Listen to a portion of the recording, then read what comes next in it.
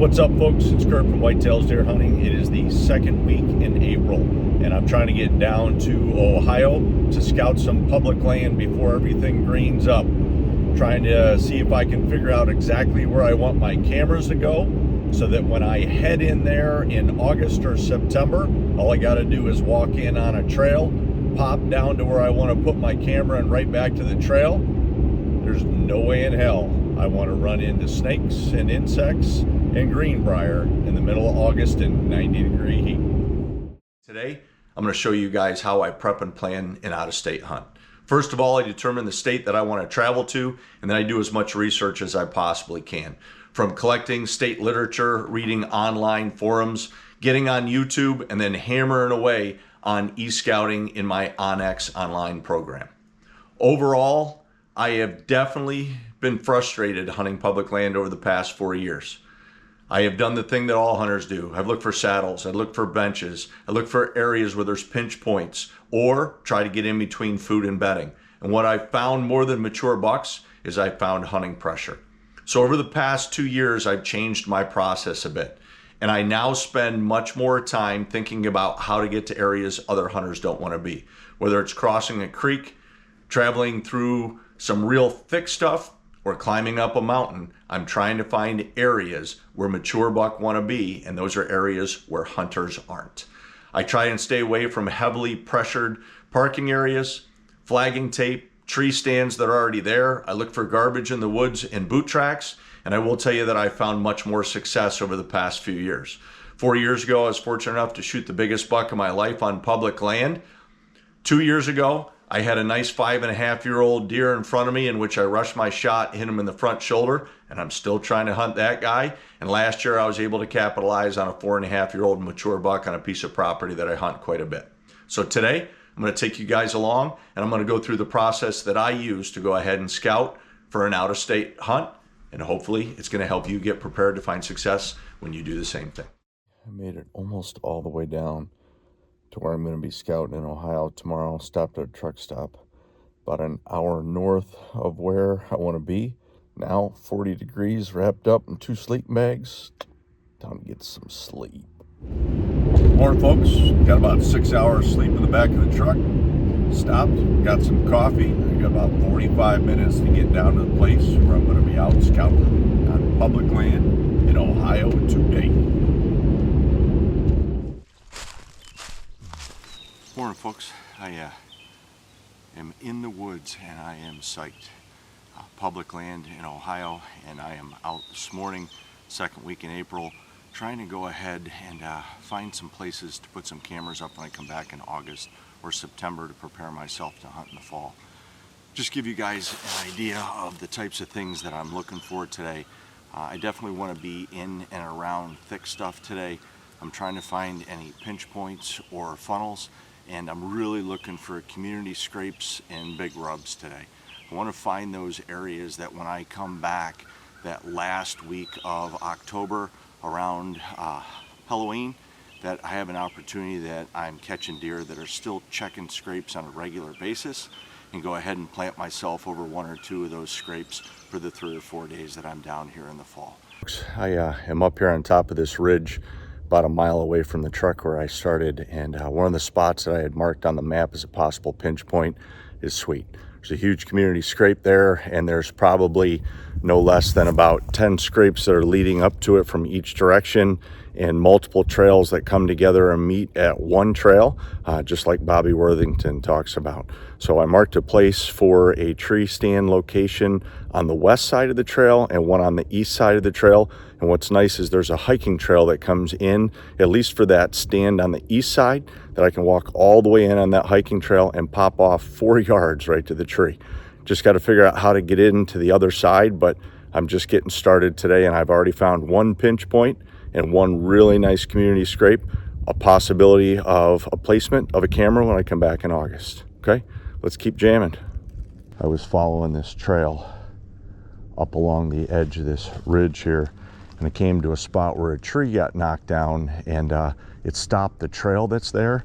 But if you look real close in this log right here, they've just adjusted their trail, and you can see all the cliffs of the hoof prints as they're running up and over top of this log right here, creating a new trail around this downfall.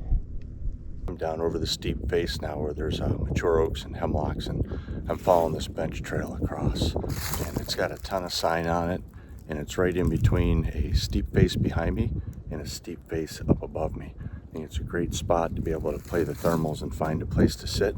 I'd like to be able to find a place where a couple of trails come together to double or triple your odds of seeing some deer work past you. Here's what you can find working along these bench trails. This one comes into this little draw right here. You've got this scrape from last year, which is pretty cool, all tore up. And just beyond it, there's another one, the small tree just beyond this one.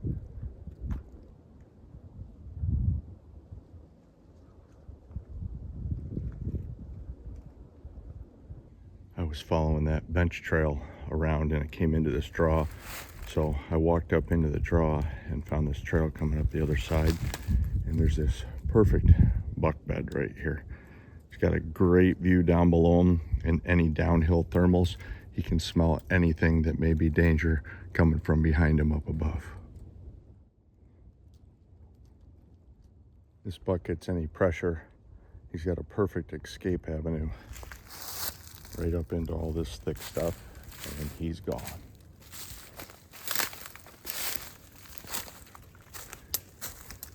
Well, this buck wants to disappear. He just runs right in here, that's for sure. And he is out of sight.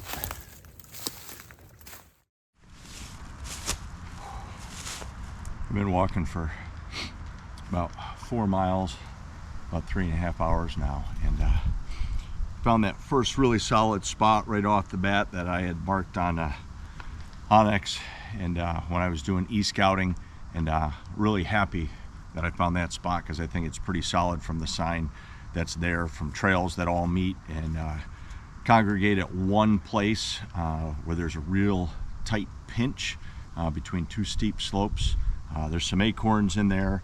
I found probably about 10 scrapes in there, and one really solid tree and this big white pine that I can hide in, and another one in a pretty thick sycamore so that I can hunt that on any west wind in the pine or any east wind in the sycamore.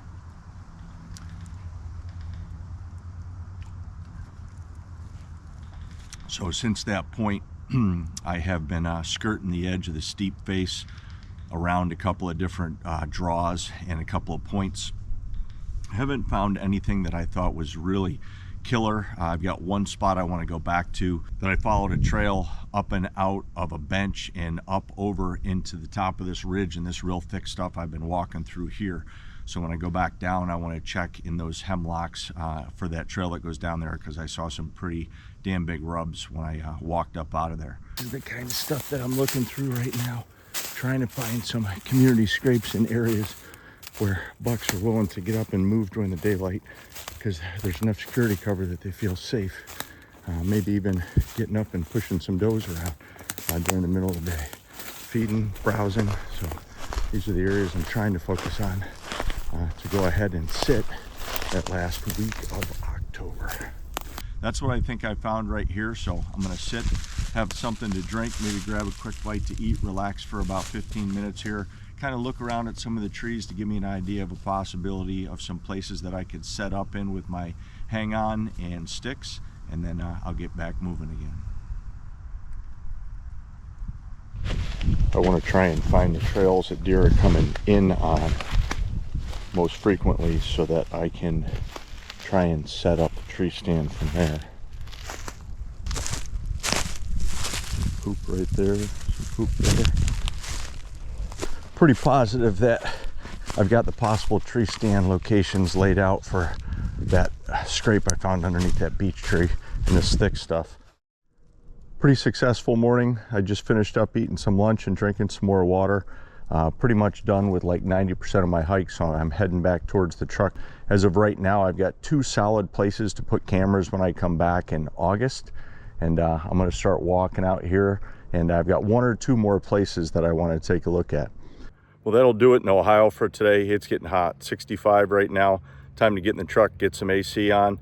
Definitely a successful morning. Found 4 or 5 good spots and 2 of them which are super solid. Excited to get back here in August and make a plan to put up some cameras, and hopefully this is going to help me be more successful when I get ready to hunt public land in Ohio this fall.